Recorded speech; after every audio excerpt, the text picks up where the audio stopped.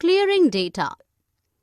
We need to place the cursor in the cell or highlight the group of cells that we want to delete and press the delete key. Steps to clear the data. Click on the single cell or select the cells that you want to delete. Choose the Clear option from Edit menu. Choose the relevant option from the Clear sub-menus. 1. All to delete all formats, contents and comments.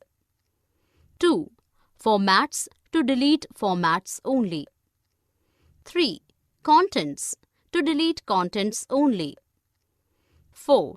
Comments to delete comments only. Selecting cells. For performing every function or command on any cell or group of cells, first we need to select the cells. Select a row. To select a row, we need to click on the row number on the left-hand side of the spreadsheet.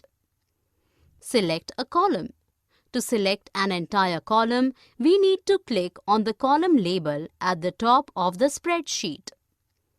Select all cells in a worksheet. Click on the empty grey box in the left corner between A and 1. This area is called the Select All button.